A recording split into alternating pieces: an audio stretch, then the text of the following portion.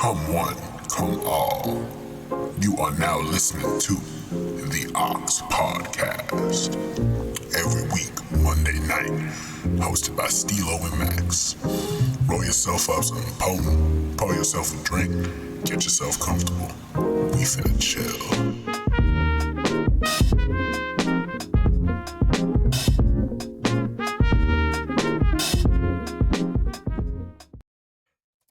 Hello, everybody, and welcome to an incredibly special episode of the Ox Podcast. As always, it's your host, Stilo, aka OG Homunculus, and I am joined by none other than the motherfucking wave generators. We got Keech and Nosaj of No Kingdom here, tapped in, joining me in the middle of a tour, which is like fucking insane. How you guys doing today, man? I'm doing great. Doing great. We out here, on Yes, the sir. road, crashing out on America. Yes, like we're sir. supposed to be on the powers that be. Yes, man. Absolutely, Crazy bro. crash outs. I've seen some footage of some of the shows that you guys have been doing on this tour, and it looks like fucking crazy, man. Like the performances look fucking nuts, and like everyone is having such a good time in the crowds. I know y'all are in the middle of the States right now. You guys are coming up to Toronto in October, which I am like fucking beyond excited for. It's dope, man. It's dope. So let's get right into it, gentlemen. What have we been listening to recently? I'd imagine on this busy tour, you're listening to a lot of shit in between your dates, right? Yeah. I mean, it's more like songs, like because when you're your pedestrian self at home, you might have a different soundtrack than when you get on tour. For sure. And you start, you know what I'm saying? You're in a sound check, you start, reflecting on all your influences. And so, I'm on some real like Dougie Fresh, play this only at night. Okay, right on. I fuck with that. Type shit, like Cecil Taylor. Yeah. Type shit, Beastie Boys type shit. Absolutely. I was gonna say, like, getting right into it, first hearing your guys' stuff, I can definitely hear like the Beastie Boys kind of sound to it, which is kind of crazy because for me, I'm not like too into that, but like jumping into your guys' shit, like your flip on it, I think is like some of the illest shit I've ever heard, and like it's so fucking cool, man. So yeah. The road has been treating you guys good as well. I hope the shows have been good so far. Yeah, totally.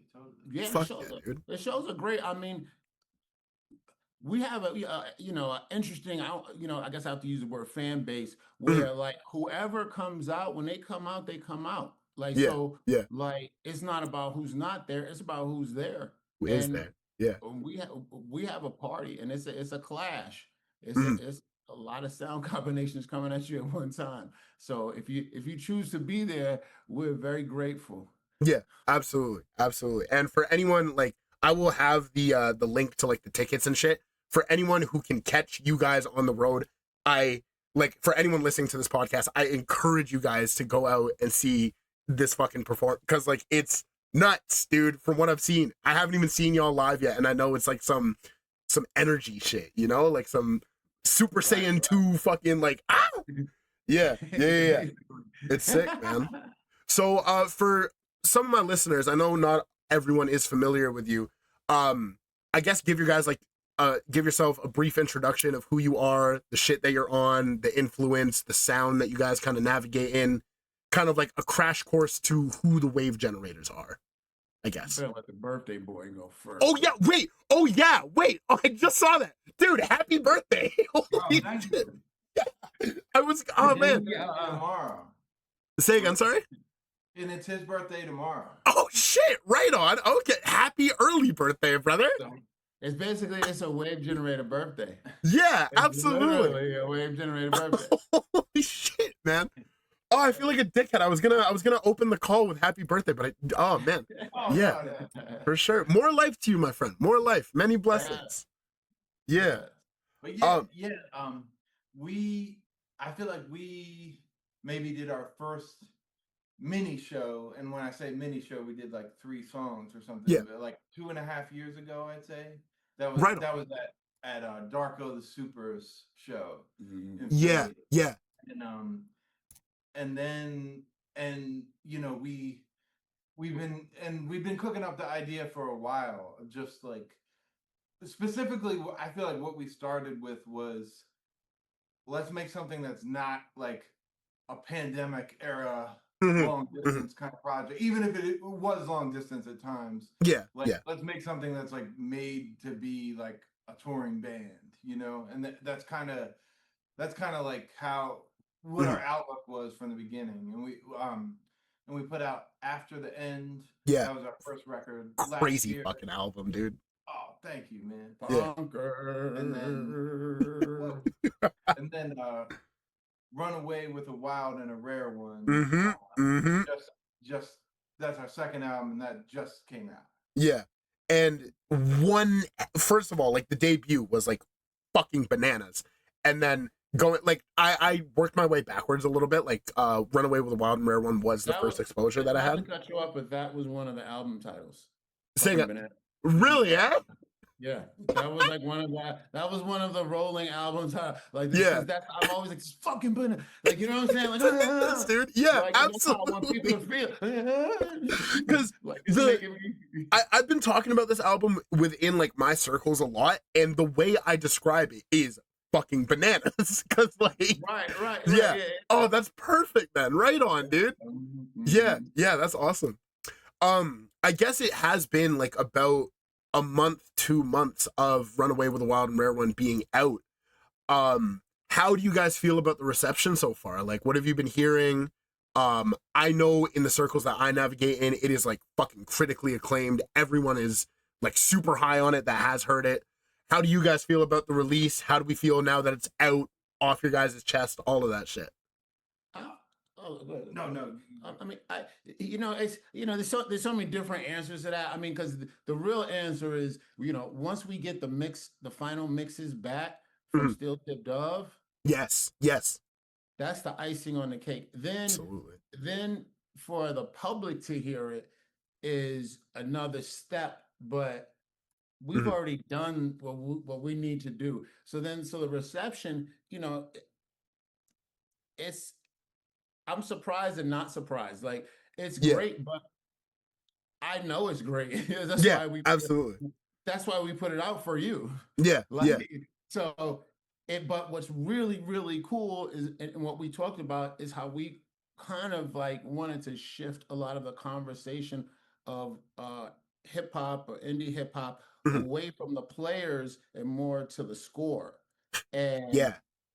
I think a lot of the critical reception really has been doing that and been talking about the production and about how hype has, there's so many like, infused free falls. Yeah. And sound combinations and all these different solar flares that it's cool that that's what people are talking about. So it's moving away, and that's what being in a band is about. It's not about the individual, but it's about the band and the collective as a whole, right? And so, so if like on our first song off the new album, on Bonjour, when we say we all ignore it, we were self-absorbed.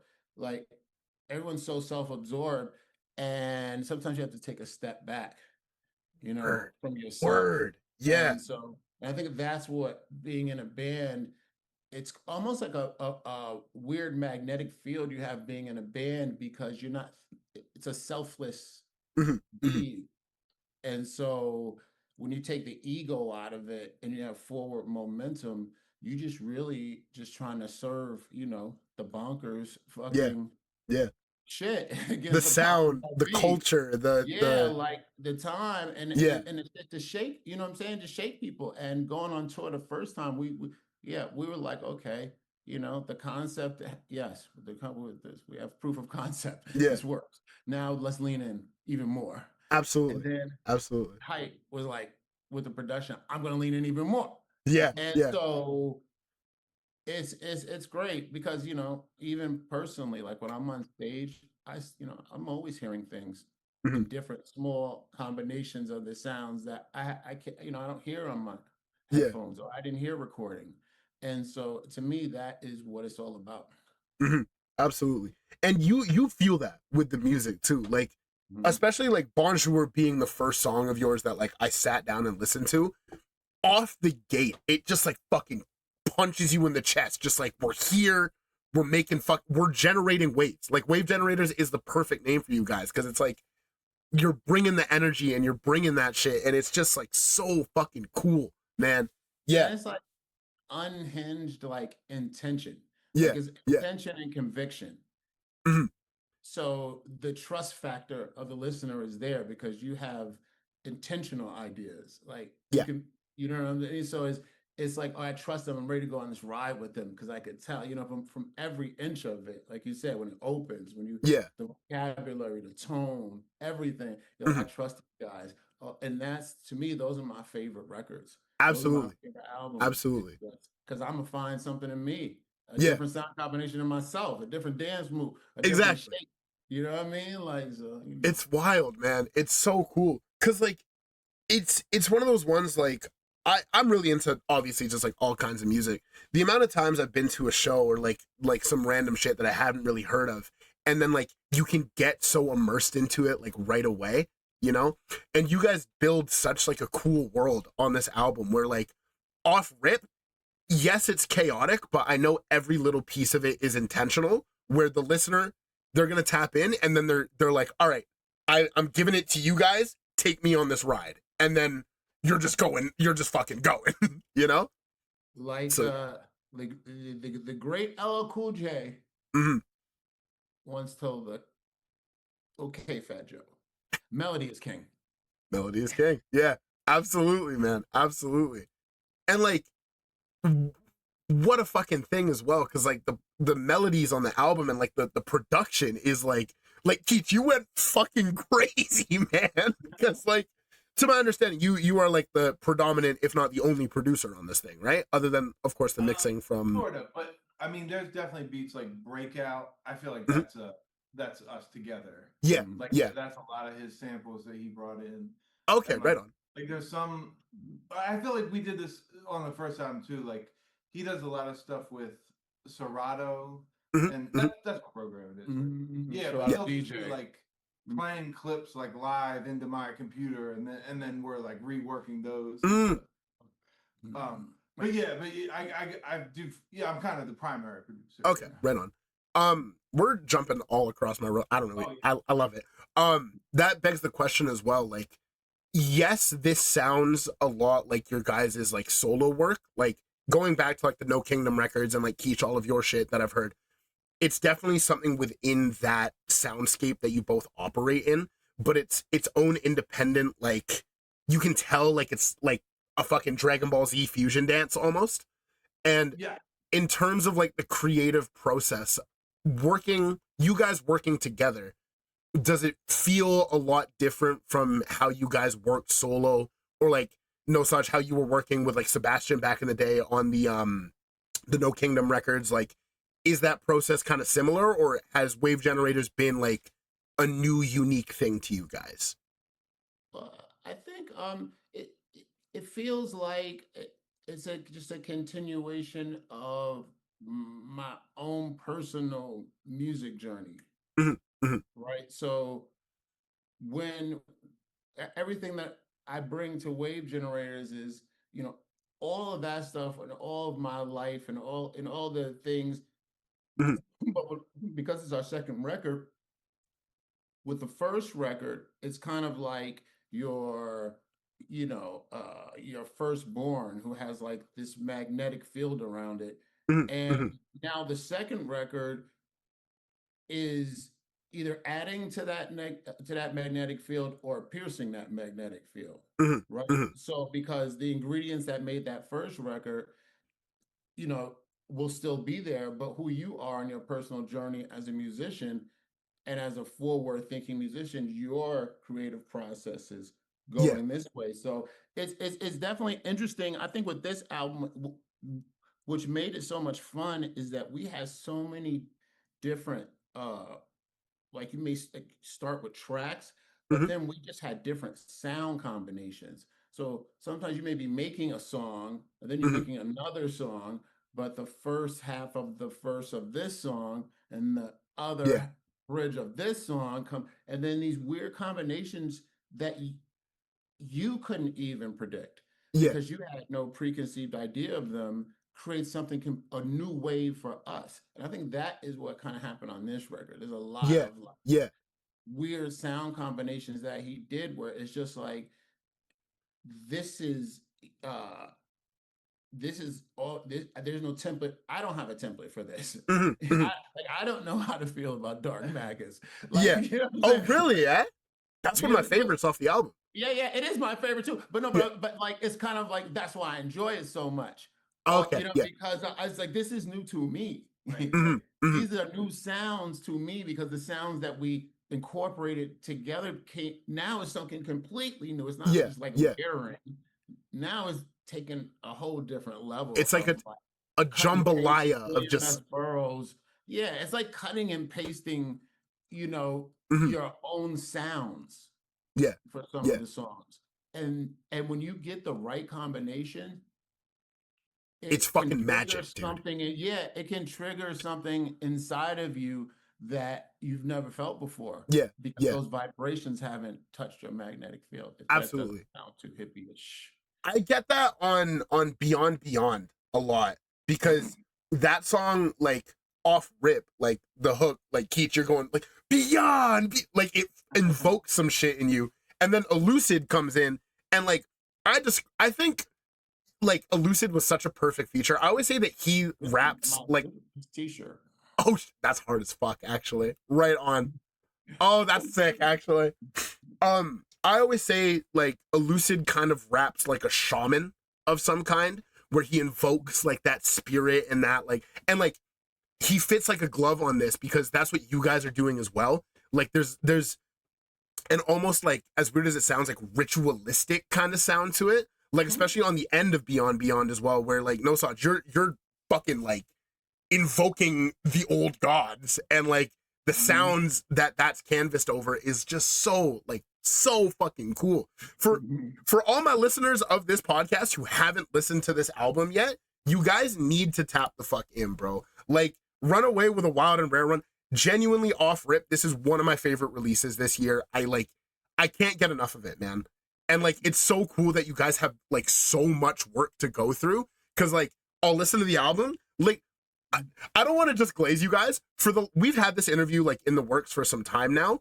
Since we first set this up, I've just been going through your guys' discography, and everything that I feel like it leads up to this perfectly. It makes so much sense that this is what you guys made. And like it's like you're saying about like your musical journey.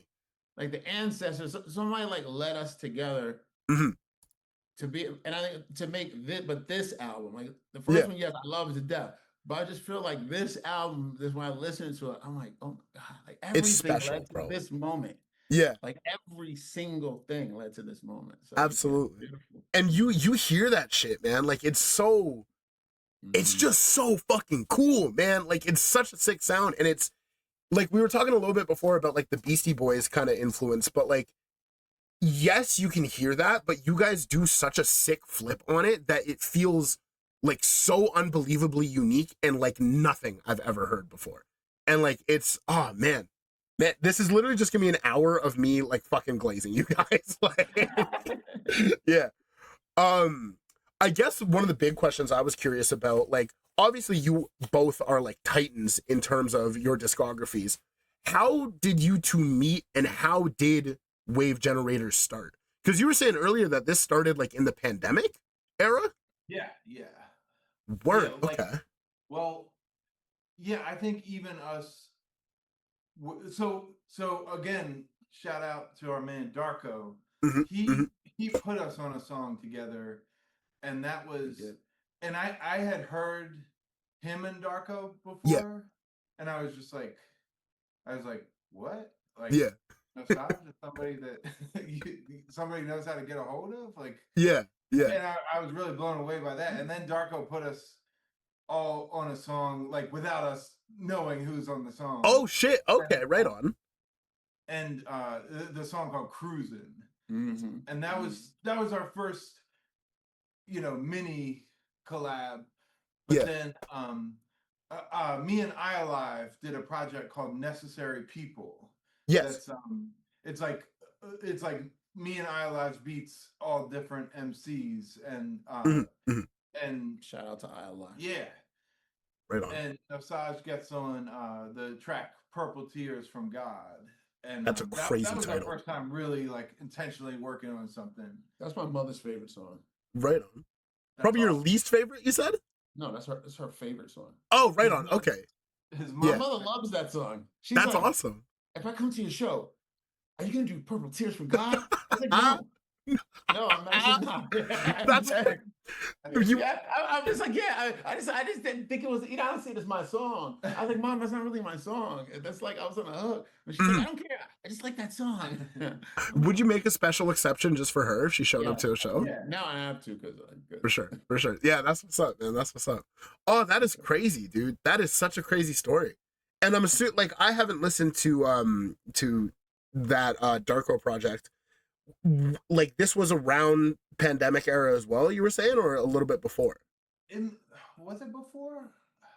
No, I think it was during. Cause when was the Arm and Hammer stuff? Shrines was 2020, I want to say. Which is crazy too, because random little tangent from me. I knew going into this that Nosaj, I'd heard you on something before. I was like, this voice is so familiar. Like, where do I know it from? And then, like, literally a few weeks ago, I was listening to Shrines again, and then Leopards came on, and I was like, holy fucking shit, dude. Like, yeah. Crazy, I knew that man. was gonna happen. Yeah. Shout out to Billy Woods Mhm, and Lucy. mhm. Yeah, they really like.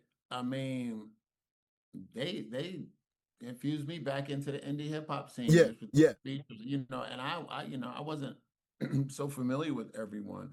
Mhm. And yeah, those talk about Titans. Those guys are just Serious, man. Yeah. I'm really, really, really like proud to be on that work with them. I Yeah. mean, all the Hush Harbor stuff.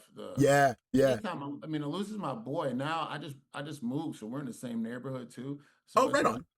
yeah. So that's my dude. So I've met him once very briefly at the Arm & Hammer show in Toronto, and he is just such like a kind soul, man. Like, yeah, it's crazy, man. And like, a kind soul with like the venom inside. yeah, yeah, Like it's like, oh shit. it's crazy, man.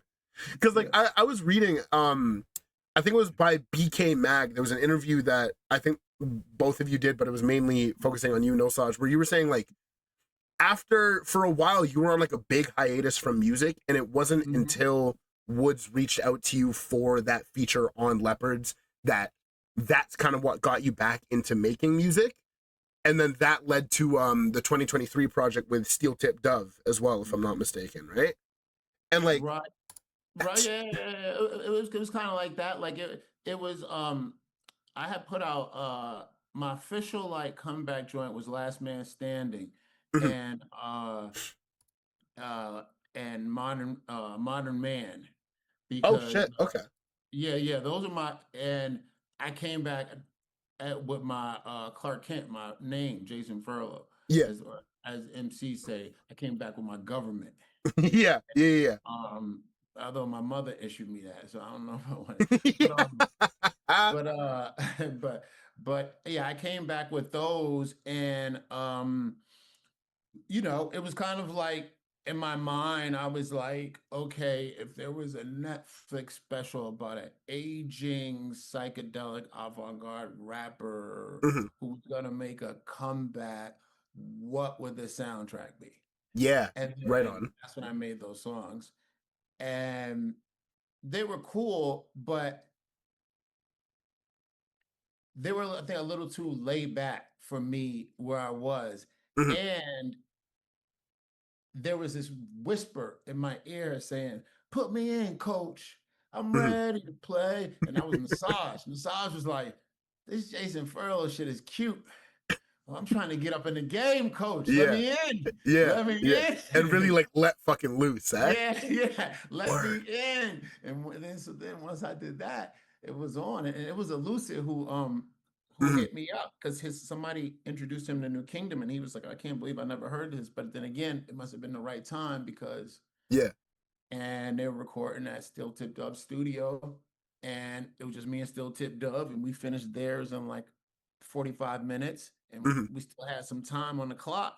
And next thing you know, we were doing Cree Summer and all this, because I asked him Yeah. like if he made beats. And that same day we did Cree Summer and something else. Fucking And crazy, man. yeah, and then it kind of like snowballed from there.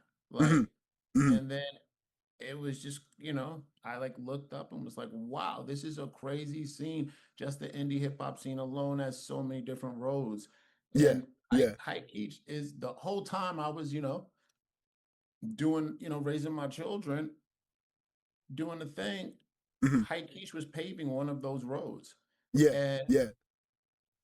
that's, the road this is why we're where Where we you are today. now, right? Lincoln, Nebraska. Lincoln, Nebraska. You know what Yeah. I'm Yeah. saying? I mean, we were in Colorado Springs. Mhm. Last night we were, Denver, Missoula. Like, Yeah. and that's because he carved a lane and a Mhm. touring route for this type of indie hip hop. Yeah. And Yeah. it's an incredible thing, and that's why It's so I'm cool, man. really honored because I feel like they just set the table. Mhm. For, Mhm. you And know like what I mean? going through it as well, Keech, it's fucking crazy. Like how much work you have out and how much production credit you have, like all over the place with like fucking everyone too, And like it's wild because like I had no idea, like going into like the Hemlock's Earth project, I was like, oh yeah, like cool, like this producer, whatever. And then like I go back through like the Bandcamp and I go back through like connections that you have, like it's fucking what, like you guys are really like in the fucking underground, like like it's crazy, yo. And like Keech, out of like sheer curiosity, I want to know how, like, just out of like my curiosity, how that Mlox Hertz project happened. Like, how did that link up happen? And like with the Woods feature on there, which I feel is like myself and a lot of other people's like main introduction to it. How did that happen as well? Because yeah. Okay, yeah. Okay, Sam, aka Hemlock, Yeah. he had a group called Flesh Epic. Yes. Yes. And then also a group called Square Bones. Those were both hip hop projects in like early 2000s, maybe even going back before that a little bit in Okay. North Carolina. And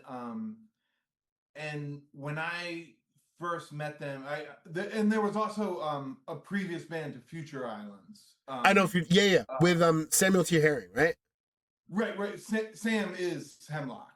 Oh my god! Oh, whoa! You are so correct, actually. Oh my, that just blew my fucking mind, actually. Yeah, which is why when we went on tour with them, Yeah.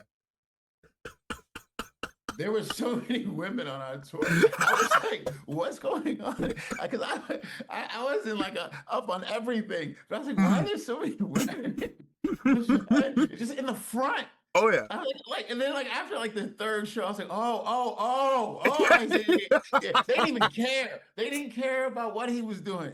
They didn't care. Yo. Oh yeah. But That's yeah, really funny.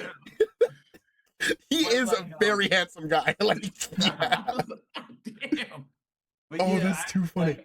I started working, playing shows with all of those projects. Yeah, Both yeah. the Art Lord, which is before Future Islands, and Flesh Epic and all that. Mhm. And I feel like we didn't even we have one track we did a long time ago. It's me, him, and Easy Jackson, and Mhm. it's like the story. It's another story for another day why this track got derailed, but I hope it comes out someday. But For like sure. we never really worked on recorded stuff, and then Mhm. like as I was starting to like learn to produce full albums and everything, like Mhm. I hit him up and he immediately hit me back and with songs. I was like, here's some beats, maybe if you want to do Yeah. something with. He immediately knocked out like two of the songs on the album. Holy shit. Okay. And then he had like a ton of rhymes he'd written through the years that Mhm. for other reasons we probably shouldn't get into, got Of course. kind of shelved or whatever, and we started reworking older songs and stuff like that. Right on. And Yeah. then, and it took a long time, and it was kind of, there was a lot of label hecticness happening. Of course. But Yeah. but it dropped with the help of Audio Recon and Daddy Kev as well. Yeah. And Yeah. then and as far as with the Billy Woods feature, I hadn't even met Woods, and still only met him one time. Hemlock had just been on his record, I believe, and it was like, and it was kind of like Yes. a trade situation, but it was like, we were like, can we cash in on this trade right now? Because type shit. Yeah. Up against the deadline, and he like knocked it out on like Goated. the weirdest beat on the album. Yeah, like a crazy fucking beat. Yeah. Word. Okay, right on. Oh, that's wild. That is fucking wild. Yeah, he's Billy Woods. I think he's on tour as well. Yeah. For that album this year, he's coming up to Toronto like a month after you guys, and I'm very excited for that show. I'm gonna be I'm a Billy Woods glazer as well. That's my fucking goat, bro. Yeah, that's gonna be sick. Yeah.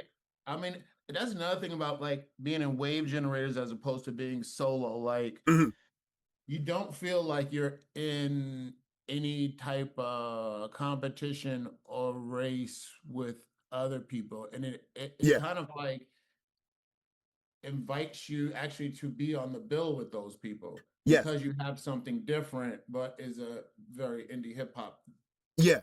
So it's really cool. It's really interesting to like to go from like, you know what I mean, saying like, am I gonna listen to his solo joint, or am I gonna listen to a Lucid joint today?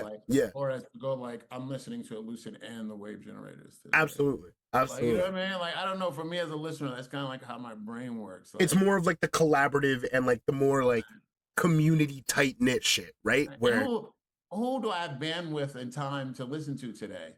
Yeah. Type shit.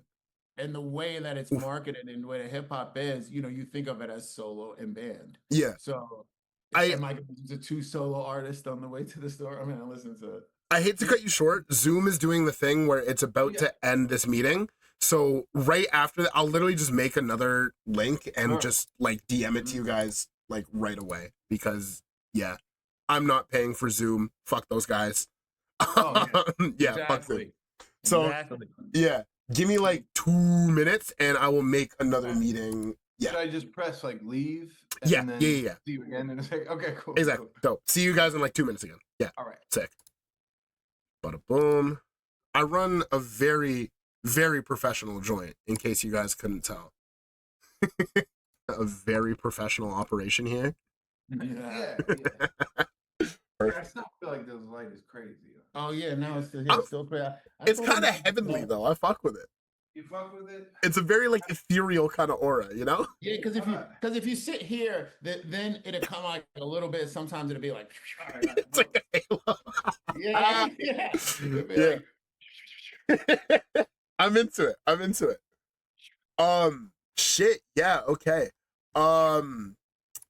We're kind of hitting every box that I was curious about and like getting into that really cool shit. I want to talk more about like your guys' journey as artists as well, because like Nosaj, you've been making music like since well before I was born, and like Keech, I think your first shit dropped in on what I found on Bandcamp at least was like 2007. I want to say. Like 99 would be the very beginning. Oh, 90. Fuck me. So you both have been making music since before I was born, which is like, it is my 44th birthday. Yo, more life to you, dog. Like, that's crazy. Oh, it's so cool, man. So I guess like, how did you guys start making music? And did you know that this was what you wanted to do for like the rest of your life? Because I know, Keech, your Spotify bio says something like doing shit for love of the game completely. Like, fucking real, you know? Yeah. I mean, I think I always had this idea of like Mhm. wanting to do things really intensely and as full time as I can, whatever Mhm. that might mean in whatever context I'm in, and definitely I feel like hip hop is something where you dream of that happening whether it seems feasible or not. Yeah, like yeah, like I feel like 100%. in high school I was definitely like how can this be like my every how How can I can I get make on this work? How can I make yeah this my yeah living? and it's what I'm still asking myself now, but like Trust um me. but yeah, like that I always kind of like had that idea that and it's interesting with like because I've always been really tour heavy, Mhm. and I always feel like if you can make a life for yourself where you're playing music all the time. Mhm. Mhm. It might, and it's like then you got to worry about the problem of it's not making money like you want or whatever. But if nothing else, you're doing it, and you know what I mean. So Mhm. like you're building a catalog, you're playing shows, you're getting better at what you Yeah, do, and mastering like the craft, right? yeah, and I've always kind of like I've always been attracted to that, like Mhm. just Mhm. seeing like local bands and stuff that just go out and Do like shit. even the first time I saw a band be like, we're going to play a show. Like I grew up in Baltimore, and it's like Yeah. the first time it was like, yeah, we're going to play a show in Lancaster, Pennsylvania. I was like, wow, you can do that, Right? like. Yeah, yeah, absolutely. So I've always kind of that's always kind of been my Yeah, mentality. your thing.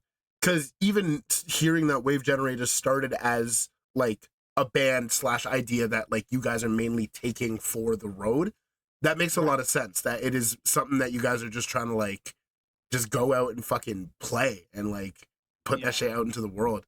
Oh, that's Yeah. so cool. Oh, that's And so cool.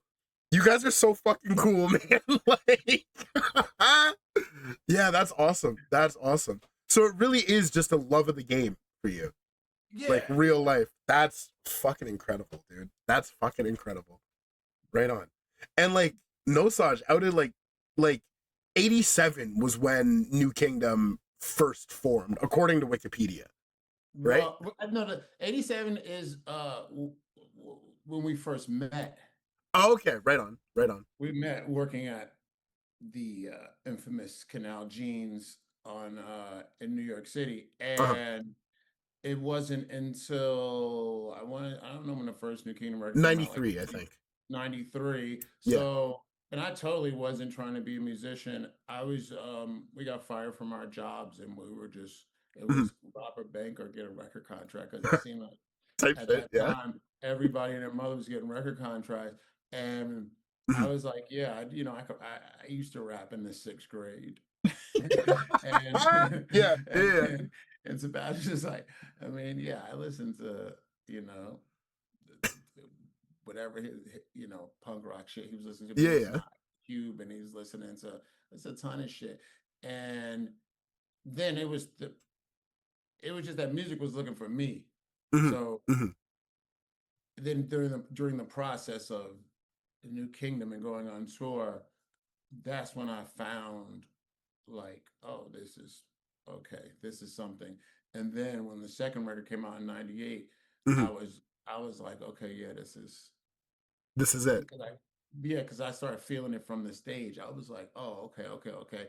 And then that's when I just I started listening to music in a completely different way, Yeah. and just started looking for artists that I was attracted to that were similar to my vibe, like Joe Mhm. Cocker or like just like Screaming Jay Hawkins or Biz or Mhm. Dirty, like you know, and then I had a kid in 2001, and I didn't Mhm. make another. I mean, I was like, I owned a store. I was still like such a big fan, so I'm still listening to like, Mhm. everything that's, 3 6 Mafia, whatever the case it may be. But then because I had a shop, I was able to still make the things that I wasn't hearing, which is basically my whole thing. Is Mhm. like Mhm. Mhm. Absolutely. I'm just trying to make sure at the end of the day, I'm trying to make some heat that I'm not hearing for me, Yeah. Yeah. because I'm Yeah. looking for some heat that I can't find. Oh, And so that's Yeah, you know Yeah, what I mean? So I started like being like, why is nobody putting 16 on Modest Mouse or the Yeah Yeah Yeahs or TV on the radio or all yeah, that other shit, right? So I went to my boy's crib and I made these mixtapes called March of the Penguins because I used to wear penguin gear all the time. right on. And we didn't touch the originals. But I had, wherever the open area was in the song, and I would put a verse on it, and then I would sell it in my store. And Mm, because my store was in Williamsburg and Brooklyn, the yeah yeahs would walk in my store and be like, yeah, "Oh shit, you like put a verse on this? This is crazy." And I was like, "Yeah, I don't understand why there's not a verse because I was just like, where is the hip hop this at this point in the game? yeah, Where is the this? Where at that point I was like, what's going on? It's still slow. It's still slow. Like yeah, it wasn't today. I was still, I was like, it's still not today what today is. yeah. And so then I didn't come back until whenever that last man standing was. I mean, I made like some serious features like with more Chiba, Mhm, shout out to them. And I was like doing features here and there, but it wasn't so like I sat for like 20 years mhm. and but no releases. So it's kind of like it's interesting when people say, "Oh, you've been doing it for this long," but I haven't really because you have to take out the 20 years. Yeah, there's that like not Yeah, right. So disconnect, but I only had two releases, 20-year gap, and mhm, now. yeah, which is Right. like so fucking crazy. Yeah, but that's a lot of that is Fatboy Sharif's fault because when I met Still Tip Dove, he introduced me to Fatboy Sharif, and I went out to lunch with him. And Yeah, this was right before the pandemic. Okay, this was literally days before the pandemic yeah, started. And he went and my jaw hit the floor. He told me about his schedule uh-huh, uh-huh, and how he had all these tours set up, yes, and he has all these albums in the can, and yeah, all that. And I was like, that he was introducing me to how it is now. yeah, yeah, because And I was like, oh, okay, okay. So, and he was like, yeah, there's no rules. He yeah, kept pop. There's no rules, pop. He goes, there's no rules. Get on. He said, go. He said, let yeah, your creativity go. and just go put a nuts. put a period on the end of that one. Put it away. Yeah, Start another project. So absolutely. he really it's his fault because he put the battery in my back that day. Like Yeah, I was like, yeah. oh, I Because like this. I Sharif like is a this. hardworking motherfucker too. Like he has a crazy body and is always doing something, you know? Always doing Always. stuff Yeah. and always where he's supposed to be. Oh, And so that's all of crazy, that man. led up to today for me to Yeah, come outside yeah. and be like, this is where we at. So This is what we're doing. Yo, shout out all roads Sharif, lead to man. wave generators. Yeah, all roads lead to wave generators. That's what I'm calling this episode, I think. Yeah, I got a song of Fat Boy Sharif on the Acid's Groovy Kill the Pigs Yes, album. yes, you Yeah, do. yeah, And it's yeah. fucking bananas, dude. Like it's so good. Yeah. Oh man, like it's so That's on his cool. label. Say again, sorry? That's on his label. Yeah. Oh my Yeah. god. Yeah, real, actually. Holy shit. It goes into literally what I was about to say of like how interconnected the game is in like this indie hip hop scene. Like there's connections all over the fucking place. And it's so fucking cool to see. And I If feel you like think there was no pandemic, it'd be the same. no, absolutely not. I think like especially for me getting involved in the hip hop scene, like I make music as well. I don't have anything out, but I think the internet and how much that took over not only like distribution, but like connections with artists as a whole. Like we wouldn't be having this conversation, I think, if I didn't make my Twitter account in 2020 because I was bored as fuck losing my mind in the crib trying to find underground artists. You know what I mean? Right. And I think with the world shutting down, especially for people who are attracted to like that underground scene and the more obscure, for lack of a better term, art that's out there, I think the pandemic really put like a microscope on that, where now you have all this time to like really go in and listen to, because like I'm gonna be so for real with you, like pre 2020, man, I was listening to just like, you know, like Travis Scott, Earl Sweatshirt was like one of the more like out there artists I was listening to. Mm-hmm. And like then I started like before pandemic hit, that's when I started getting into the more like underground shit. And then all of a sudden I have all this free time and I have this computer in front of me. And then next thing I know, I'm like, Fatboy Sharif is the truth. That's how I found Right, Woods. right. That's how you know what I mean? Transcendental rap. You're like, wait a minute, Yeah. what? Yeah. Because you have all this time to listen to. And even for like the collaborative aspects of, well, I think social media has been such a boon for that. Because like I have collaborations with a lot of like indie artists, low-key artists going on. I met these motherfuckers through Twitter. You know what I mean? I'm in Toronto right now. I got a motherfucker from Arizona sending me beats. I don't think that would happen if not for obviously social media as like the conduit for that, but I feel the pandemic being the spark plug for that. You know what I mean? Yeah. And there's something I really love about right now where it feels like in this way there's like a return to like people being into having like discerning taste or something, or like specific taste, like I don't know, like did you ever happen to read that book Our Band Could Be Your Life? I have not, but I've heard it's really good. Yeah, it's one of the best music books ever written, I think. Right but on. like you know, it's like talking about the time of like Black Flag and the beginnings of Sonic Youth and Black Flag and Minutemen and all those bands. Yeah. And it's like, I don't know. I had something when I like read it. I think I read it in 2005. Yeah. And I was like, I don't feel like underground hip hop is really like this, where like this whole world of people back then doing like zines and you know, like interviewing people and like tracking down these obscure like cool acts around the world and stuff. I was like, I don't feel like that's really happening right now in my world. And then but now I feel like it totally is. Absolutely. It's like everything that was cool about then exists in our world now. I think. Absolutely. And I think a lot of that has to do with, I feel, obviously I wasn't alive. I was born in 2000, but I feel what was like popular music back then was a lot different sonically. Like it was definitely more like the rock and like even seeing like the metal and like punk kind of shit pop off. I feel what that scene was back then is kind of what hip hop has taken over that space. You know what I mean? Yeah, I totally agree. Yeah. Cause like even look like I forget who said it, but like I remember back in 2016, I was talking about Lil Uzi Vert, and someone said like, oh, Lil Uzi's like a modern day rock star, and like the rappers nowadays are the modern day rock stars.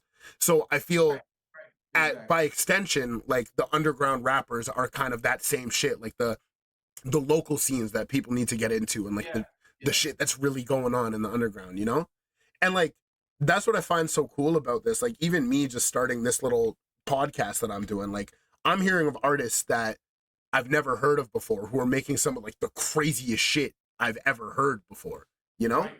And like it's I feel it's something that's kind of needed, you know, because there's so much talent out there that doesn't get the flowers they deserve, I think. Like I think everyone who likes rap music in any capacity should sit down and listen to Runaway with a Wild and Rare One. You know what I mean? Like, so do I.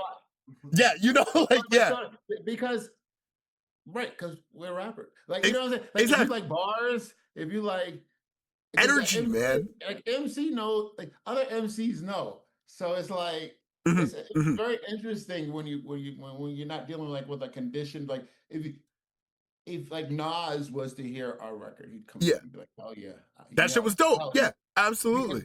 Or he'd say the thing that all rappers say like that. I see it. I see it. Yeah, I see the vision. That's the biggest compliment you ever get. Like PMD, my man, one of the dudes from Cocoa Brothers. Like I've been in studios and they literally exactly, yo, I don't really understand what you're doing, but I see you. I see it. Yeah, I see it. I get that. That's the goal. That's better than I like it. Your shit is dope. That's because they said I see it. I see the vision. Yeah, absolutely. I see festivals. Absolutely, I man. see France. I see Russia. You know what I'm saying? Like I see. You know, they 100%. And then when they lean in, Oh shit. And that's why, like, you know, our peers are people like Elucid and Billy Willis, because when you lean in and you listen to the bars, you're like, Yeah. oh my God. It's crazy. It's crazy. Yeah.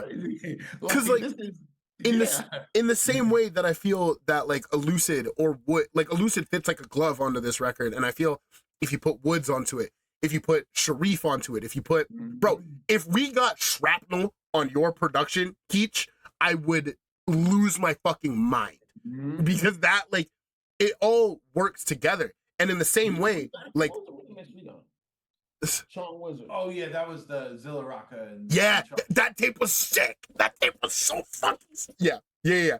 And like that's what I'm saying. Like you could take bits and pieces, like producers, rappers, people doing mixing, and you could mix and match them and put them anywhere, and it's gonna come out with like just crazy shit, you know? And there's no rules. The only thing is, as a listener, I just need to trust you. Yeah, 100%. And yo, and as the artist, all I ask is your trust. Yeah, just trust 100%. Me. If you trust me, we good. We're going. For what it's worth, it took 10 seconds of me turning on this album to be like, yeah, I trust these guys. Because like the opening fucking just like striking chords, I was like, yeah, I'm in for a treat. You know? Yeah. I was in a vintage shop. I don't know. We've been so many different places, and the woman I was telling about the band, she put Spotify on, and she was in a band. She was in a whole cover band and something else. Right on. The song was on for less than 10 seconds. She said right away, "I love it." Oh, yeah, because she the aesthetic hit her. It triggered her magnetic field. It's so sick. It's so fucking sick. And even down to like the presentation of the album, like the album cover, I think is so brilliant of like the covered car, because you look at it and you're like, what's that vehicle? What's underneath there? You know what I mean? And then you turn it on and like bonjour, literally meaning hello in French, is such a perfect introduction to it because you know what the fuck you're getting into, you know? Yeah. Shout out to Jay Bridges who took the photos on both album covers. Okay, right on. Yeah. If people want to check out, he's on Instagram and everything. He also does stuff like skate. Oh shit, right on. Pictures and stuff like that. But like the shit that I'm just so hooked on is the like bizarre, violent kind of scenes like that. The more like surreal kind of shit, right? Yeah, he's so good at that. And yeah. It's dope, man. It's so fucking cool, dude. It's so cool. A great way to describe it as silent. Yeah, that's exactly what it is. It's silent. And then you turn on the record, you're like, oh shit. And I feel literally turning on the album is ripping the canvas off of that car. And I don't know what car it is. I'm not really a car guy. But like, yeah, you hear that, and then you know that you're about to jump in this motherfucker and speed down the highway. You know, it's so sick. It's so sick, man. Thank you. That's so awesome. Yeah. We kind of went through everything I had written down, like question wise. Because a lot of it, we got into like the history and like the connections and shit like that. What do you think about the Canadian line as a Canadian?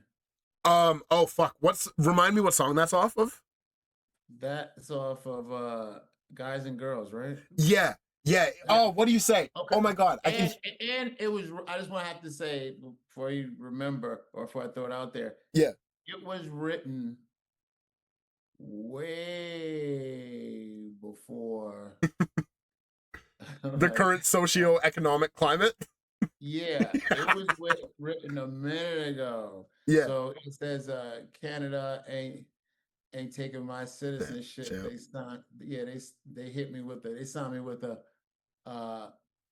They not like us. They not like us. Yeah. And I said that was in it before. They said fuck that bullshit. Wait, that was written before the whole Drake Kendrick thing? No, I'm saying like that was in the before world. Oh, like, word, yeah. World. And like that was back then. And they said, "Nah, we forget. Fuck you." Oh, that's crazy, man. Because we thought it was fuck us. Yeah, but sure enough, it's vice versa, right? Yeah. And I'm like, no. Yeah, wait a second, right? See, for me personally, I think what's going on, and not to get like too political or anything, I think what's going on down there is fucked. Personally, like, y'all are real as shit. I would welcome you into our country with open arms if I could, bro. Like, you know, when They y'all, not like us. yes. They like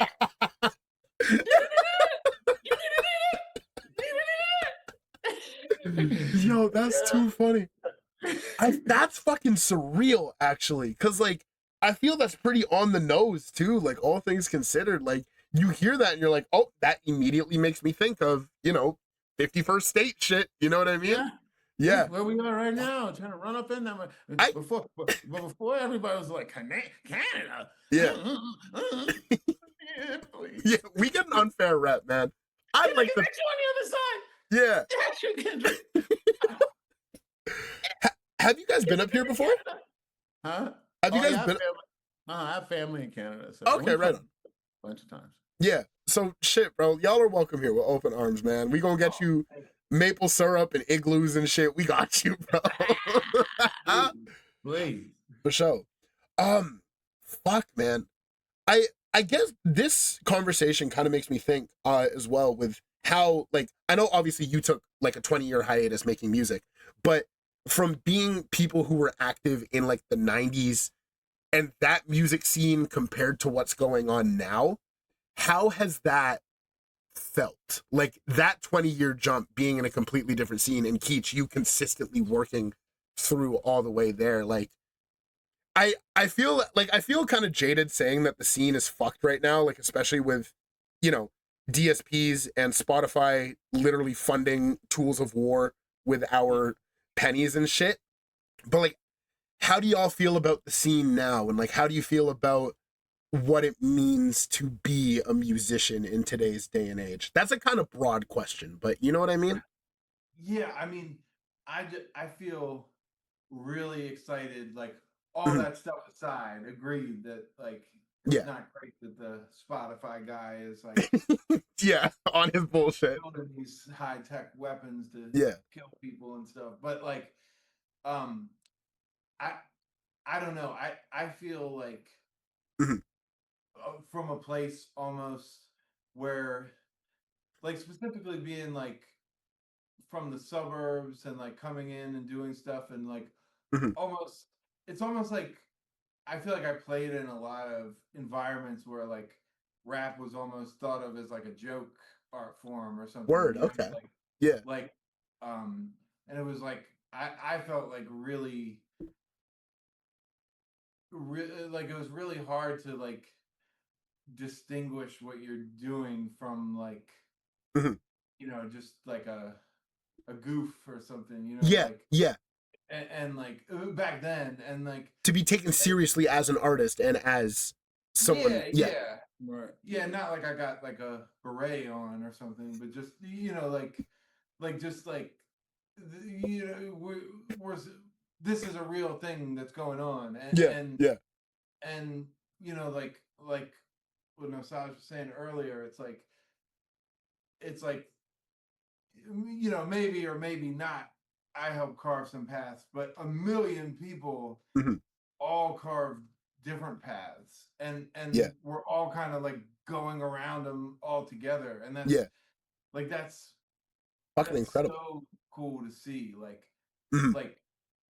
like to see these groups like all the people we were talking about earlier, like Fat Boy Sharif or Arm & Hammer or any of that. It's like they've been working so long, and they have the like I feel like probably even like huge fans don't even have half the catalog of the stuff put out, and it makes me like so happy to see like like there's so much like people that are just discovering what's going on now, which is a lot of people. I think there's so much for them to just dig back into, and for me to dig back into as well, that absolutely all stuff that I missed along the way. So I don't know, in that way it feels like now is like an awesome time. It's sick because I think like literally being exposed to your music was the perfect example where like I hear this crazy fucking album that I love, and I hear like, oh, there's this producer named Keech. Let me see what else. And then seeing there was a release that I listened to 2023 that I like kind of forgot about, truth be told. And then like going back and re-listening to that, and then going back and re-listening to just like a massive fucking body of work, and knowing that there's more to come as well, and seeing like, where are they gonna go next? You know, like it's it's so fucking cool. It's so cool. And like, it's like, it's just so tight to see, like, I don't know, like I feel like along our journeys of doing music, you run into so many people that have a dream to do music, not even to get on or get famous or anything, just like I want to make music for people that you know.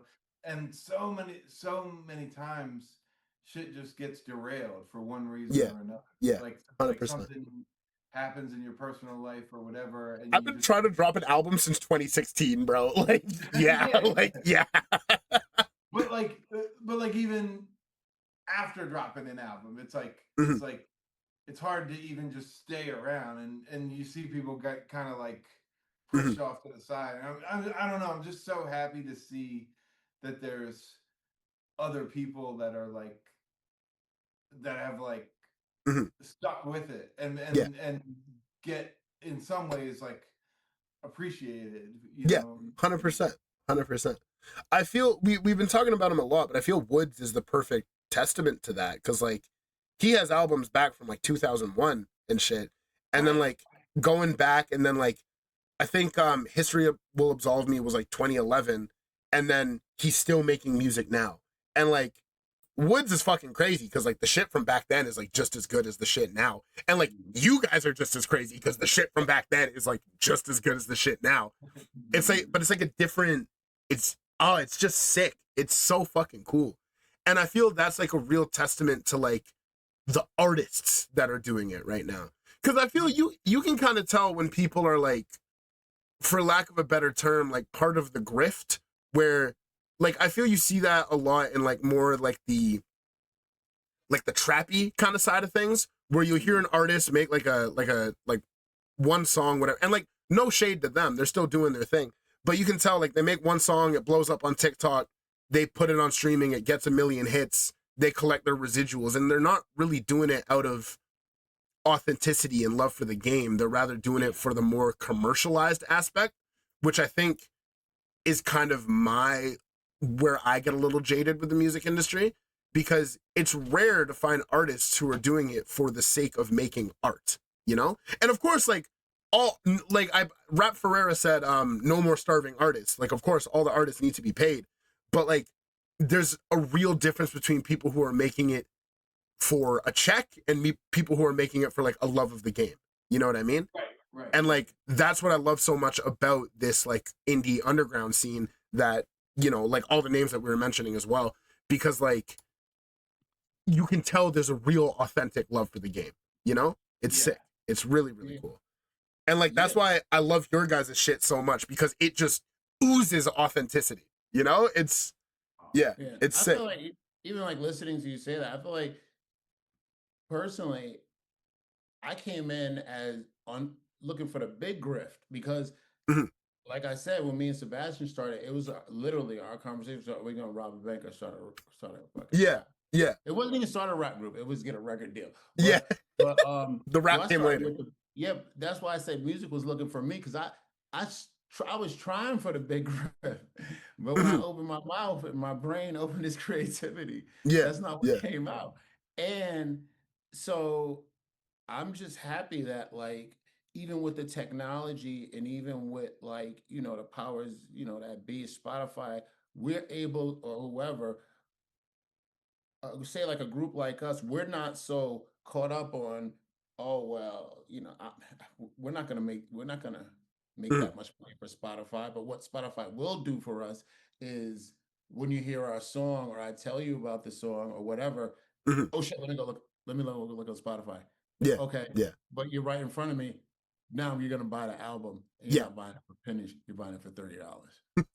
So I think because of certain artists staying in the game and and transitioning from like rappers to more of a serious musician, then and instead of chasing external validation and understanding that that's not what indie hip hop is about, because it's just not the actual market, and the market isn't made for that, right? So but what it is made for is if you are good enough and you keep chasing your art, as you see like in a Lucid or somebody, it's about the last thing that I did.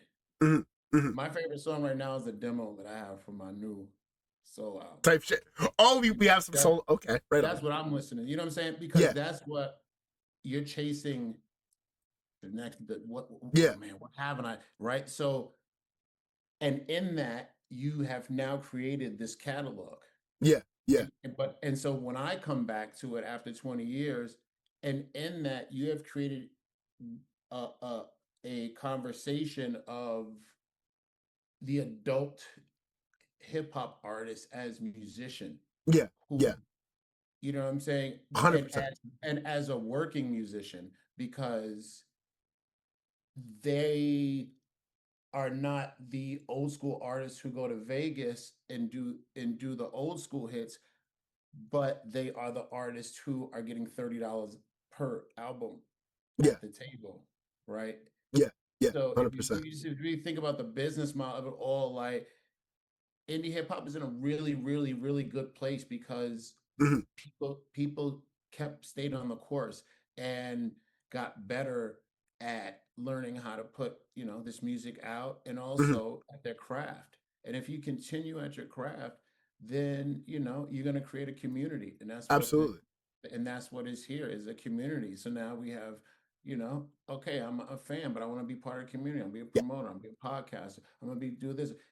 It's a community. So, and now we all trust each other's curations. So now we have a thing. We all push each other forward, right? Right. Yes. Yeah. So now we have titans in our own thing. Yeah. So absolutely. Now we, so, and this is the time. This is literally, and then that's when you have a step out with an Alchemist, or you have a step out with, and as much as people think, oh, you making this with Alchemist? No, Alchemist is making this shit with me. Yeah.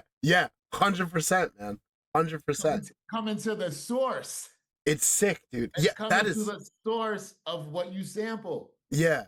Oh, that's such a good way to put it. That is such a good way to put it. So, and it's like you were saying earlier as well, with like you making music, you're making your shit that you want to listen to. You're making the shit that you're like, oh, nobody's really doing it like this. Let me do it like this. Or like, I like something that's within this sound. Let me do my own flip on it, And that, and you have to, and being aware of everything that, most shit that's popping. So it's kind of like, you can honestly say there's nobody on earth right now that's doing this. Yeah, absolutely. Honestly say that. You know what I'm saying? Like, it's crazy. No imposters, no tribute band. No one on earth is doing this. And that's so real, because there is only one Hype Keech. There is only one Nosaj from New Kingdom. There's only one unit of wave generators. Yep. That's what Von is all about. Oh, yeah. Fuck yeah, dude. Like, fuck yeah. I'm fired up, man. Yeah. Me too. We got like 4 minutes left on this Zoom call before it kicks us out. I think this was a fantastic conversation. I think you guys answered everything I was curious about and more. So genuinely, once again, thank you guys so much for coming on to this show. You have like no idea how much it means to me. Like, this shit is cool. And for everybody listening to this podcast who has not given Runaway with a Wild and Rare want to listen, tap the fuck in. I got it on the screen over here right now. You need to listen to this shit. It is one of the craziest fucking projects I've heard this year. Genuinely, wholeheartedly, like, fucking insane, man. Fucking insane. You guys made something so special, and like, there's so much work to go back and listen to as well. And like, I genuinely think people are missing out if they haven't listened to this yet. It's Well, also, it is a thing where, because it's music, it's okay if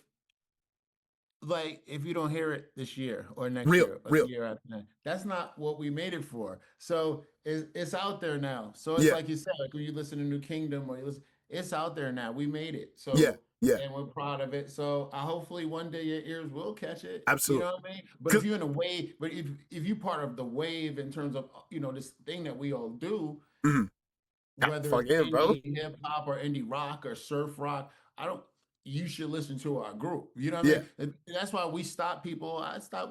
There was a dude, he was on a Harley today at the truck stop. He just staring at us.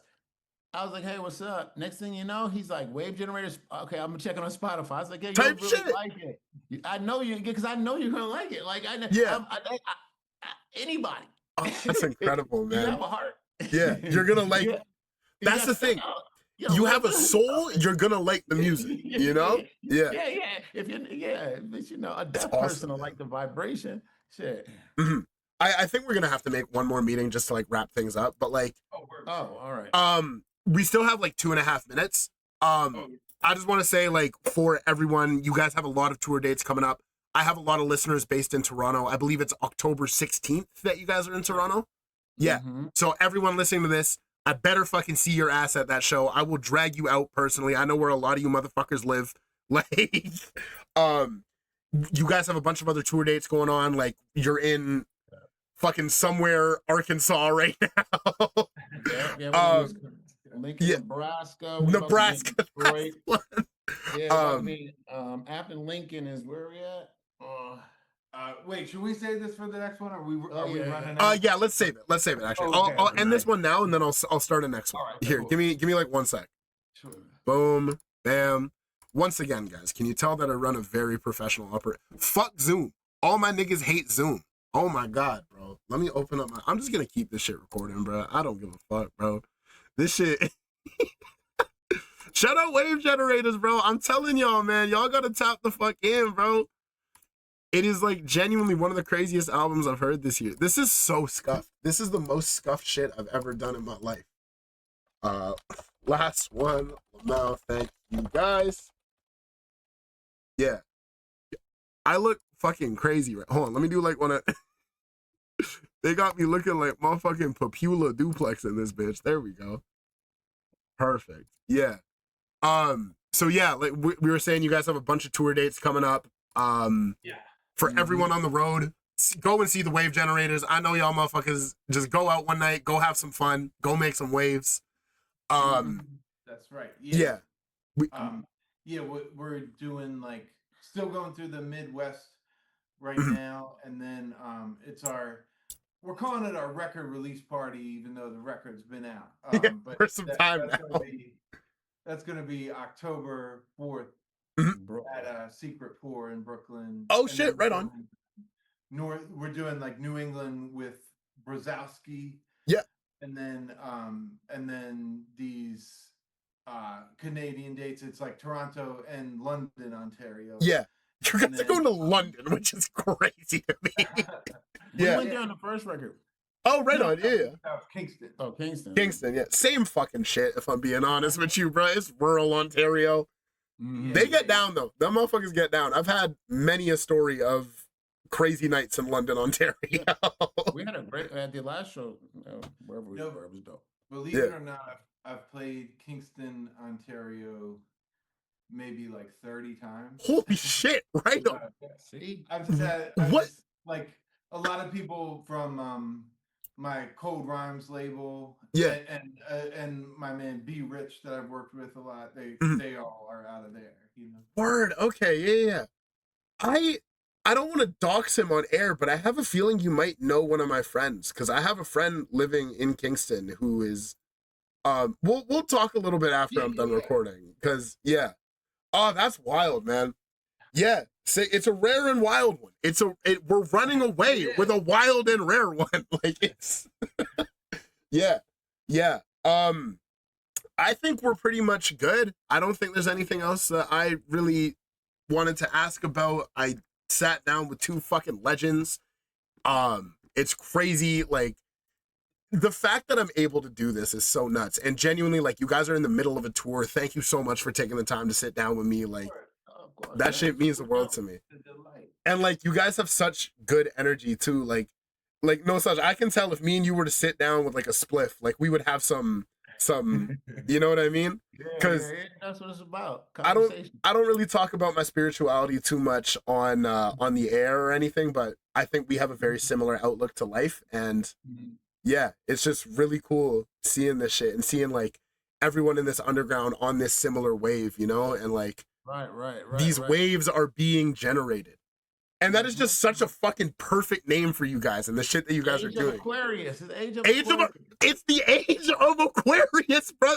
I'm telling these motherfuckers don't know, man. Yes, they don't know. There's changes going on, bro. We're in the middle of the that's why the vibrations hit the way they do, because you're like, it's crazy because most people on like colloquially I'm known as Stilo, right? And I get that from Capital Steez, who was like one of my favorite rappers of all time. God rest his soul. And a lot of shit that he was talking about, like the 47 shit and like the paradigm shift that we are like currently living through the middle of. And I feel the art that's being made right now is like a perfect reflection of that too, where you can tell that people are like waking up, for lack of a better term, you know? And it's so cool to be a part of it. It's so cool to witness it. It's exhausting, but it's interesting. Yeah, exhausting is a perfect way to put it, man. Because like I'm not gonna dox myself, but I work like a pretty corporate job, all things considered, and like day to day, I see these just NPC motherfuckers who are just like going throughout their days, and I'm like, bro, like y'all don't even know what's happening right now, bro. Like, yo, you going through your last day. I'm saying, it's crazy, man. So yeah, I think we're good to wrap here. One thing I like closing, thank you guys again so much, genuinely. Everyone listen to Wave Generators, tap the fuck in. You guys are missing out if you haven't. Go see the shows. I'm gonna have all the links for all this shit in the description of this video, so like tap the fuck in, guys. I know I have listeners all over the States. I have listeners in Canada. It's gonna be dope. It's gonna be really, really dope. I like asking my guests, if you were to pick one song off of the new album to like close the episode out with, for lack of a better term, I do like a little graphic. What song should I play to give the people a good impression of what you guys are about? You make the call. Yeah. Ooh, yeah. So anyway, I would just say bonjour, because I think so too. I think so too. Yeah, because we were talking, but just for this chapter of where we are, that's a good like okay, hey, how you doing? Yeah, like, absolutely. You know it's a good introduction, like, right? It's a good introduction because it lets you know. It's like before the lyrics come in. Yes. It's like when you first meet someone and you know, you just looking at what they're wearing. Yeah, the vibe, right? The vibe. Whole absolutely. The aura. You're like, oh, this aura. Okay, yeah. You can I've been practicing this aura. Like this is an aura that I. Yeah, you know, you can fuck with. So it's not so much about like the actual like the raps but it's about like this aura. If this is what they're about. Yeah, absolutely. Absolutely. I'm gonna dig in deeper. I think Bonjour is the perfect example of that. So let me do my little thing just to close this shit out. Give me like 1 fucking second. Let me put this shit on, play it loud as fuck. If I get copyrighted, I get copyrighted. Fuck it. And yeah, thank you guys so much, for real. Thank you. For sure. Here, give me just 1 sec.